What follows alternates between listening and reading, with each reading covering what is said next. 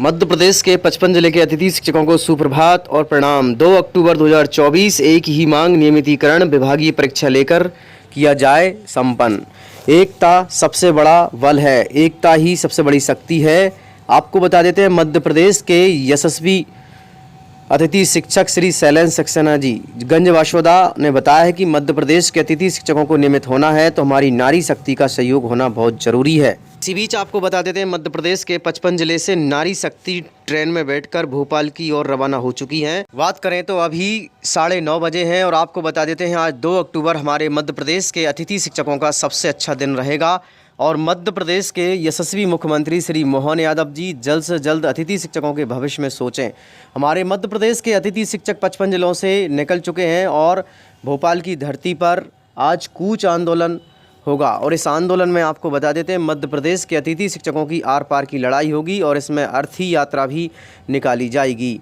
यहाँ पर आपको बता देते हैं मध्य प्रदेश के पूर्व मुख्यमंत्री श्री शिवराज सिंह चौहान ने भी हाथ जोड़कर कहा कि मेरे मध्य प्रदेश के अतिथि शिक्षकों, मैं आपके हित में खड़ा हूँ और मैं पूरी ताकत लगा दूंगा।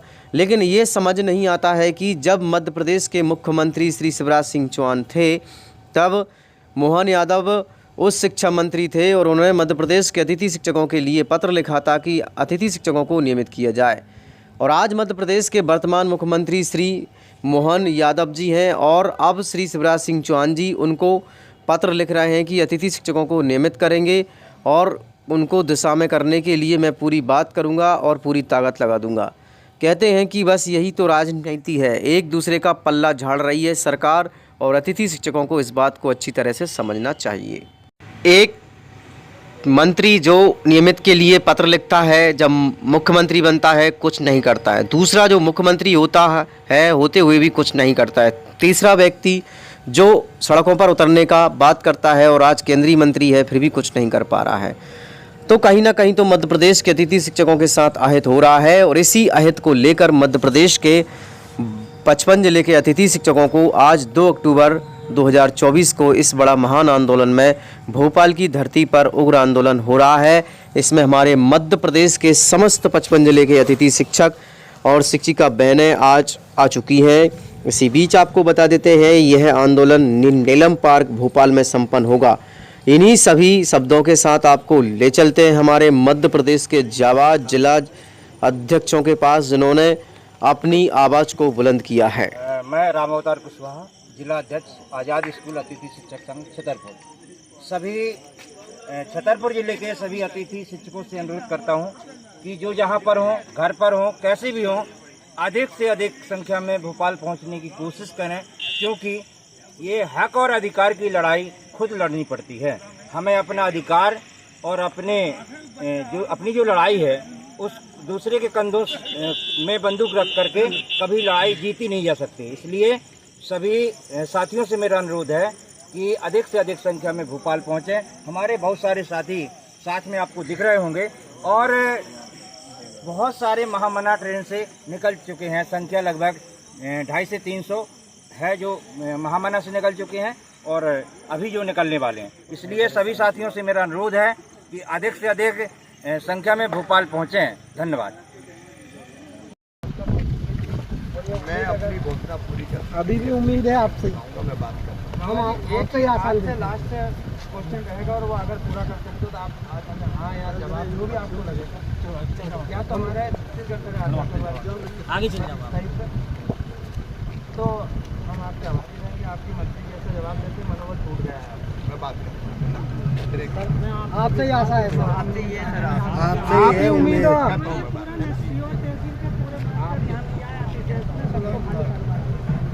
पूरा लोक शिक्षण आपके लिए हम हमेशा खड़े हैं। लेकिन अभी जो शासन प्रशासन के हमारे ऊपर जो चल रहा है, एक फोटो हो जाए मामा जी के साथ। आ जाओ, कब आ जाओ, जल्दी आओ, आ जाओ।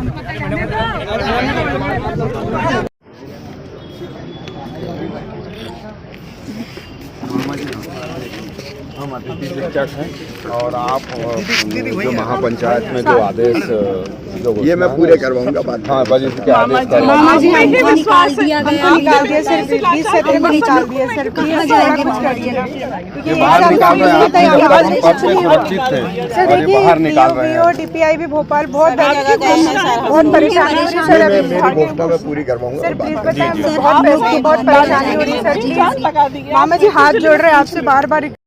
कुछ बोलना चाहेंगे आप कुछ? एक और चीज, जी माननीय शिक्षा मंत्री उदय राव प्रताप सिंह जी कहते हैं कि तुम मेहमान हो।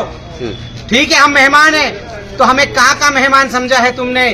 और कहते हो कि क्या कब्जा करोगे, तो हम तुम्हारे घर पे कब्जा नहीं कर रहे माननीय मंत्री महोदय। ये देश, इस देश के हर एक नागरिक का है, हर एक नागरिक का यहाँ पर अधिकार है। हम कोई विदेशी नहीं है जो विदेश से आए हैं और यहाँ पर कब्जा करने आए हैं। अरे यहाँ तो हर एक उस इंसान का कब्जा है जो चंद पैसों से टैक्स देकर तुम्हारी सरकार चलाते हैं। तुम इन पैसों से अपनी एस की गाड़ी से घूमते हो, बंगलों से घूमते हो।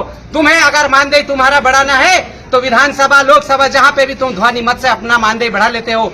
और यहाँ का कर्मचारी अपनी मांगे मनवाने के लिए लाठियां खाता है। यह है तुम्हारी सरकार। कहाँ से कह रहे हो हम के तुम कब्जा कर रहे हो? कब्जा तो हम करेंगे और संविधान के अनुसार करेंगे, विधि संगत करेंगे। तुम कब तक रहोगे?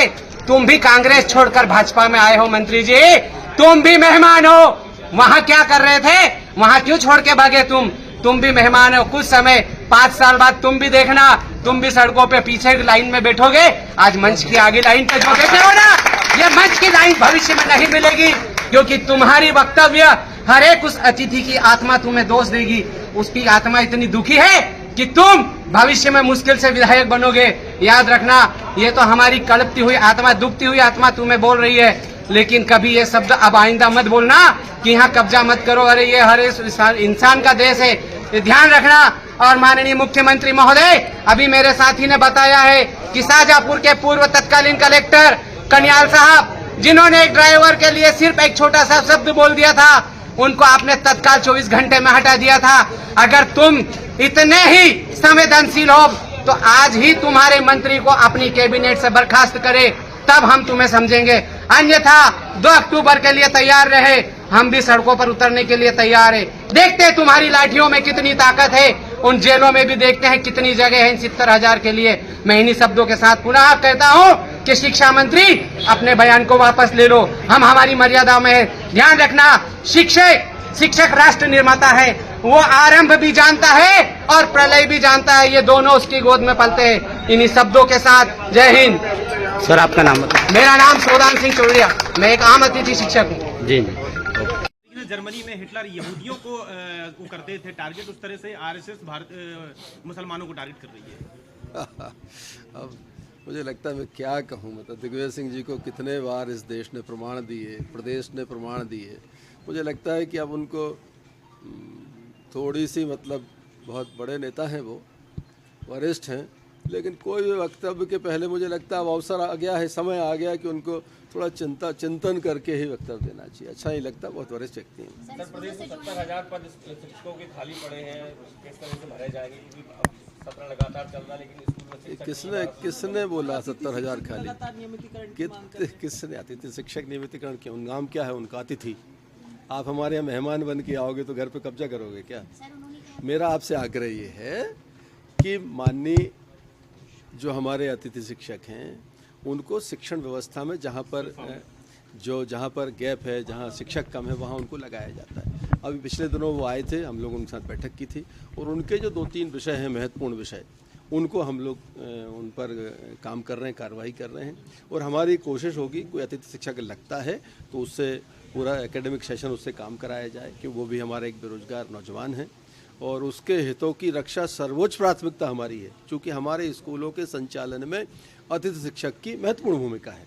और जब विभाग ये मानता है कि अतिथि शिक्षक हमारे लिए महत्वपूर्ण है, इसलिए उसको भी चिंता नहीं करना चाहिए। जहाँ तक उनके असंतोष की बात है, आप कल्पना करिए कि वो कहते पिछले साल 68,000 अतिथि शिक्षक थे, इस बार हमारे कम बचे हैं। तो हमारा जो शिक्षक जहाँ बच्चे नहीं हैं वहाँ पर पदस्थ था, उसको हमने निकाल के जो खाली जगह हैं अतिशेष में वहाँ ले जाने का काम किया। हमने उच्च पद प्रभार की पोस्टिंग प्रमोशन करके करी। एक बार युक्तियुक्तकरण होने से 12 से 13,000 शिक्षकों की हमारी कमी की पूर्ति हुई। तो स्वाभाविक रूप से जहाँ पूर्ति हो गई वहाँ शिक्षक क्यों भर्ती करेंगे हम? वो संख्या तो कम आना ही है, और अगर हम करेंगे तो उनकी सैलरी कहाँ से देंगे? तो क्या है, विभाग को चलाने में, सरकार को चलाने में वित्तीय प्रबंधन और न्याय संगत चीज़ों का समायोजन करना पड़ता है, संयोजन करना पड़ता है, तब जाके चीज़ें होती हैं। हमारी चाहे शिक्षक हो, अतिथि शिक्षक हो, न्यायालयीन प्रकरण जो अभी पेंडिंग है वो उसमें सरकार की तरफ से उनको तेजी लाने के लिए अपनी तरफ से की गई कार्रवाई हो, हम पूरी चिंता शिक्षकों के संबंध में कर रहे हैं। धन्यवाद।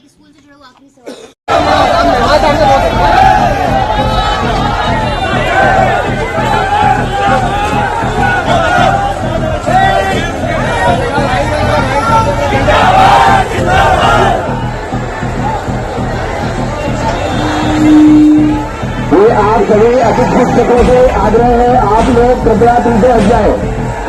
आप लोगों ने जिस तरीके से बताया था कि आपका डेलीगेशन जाएगा, आप इस तरीके से प्रदर्शन न करें। आप लोग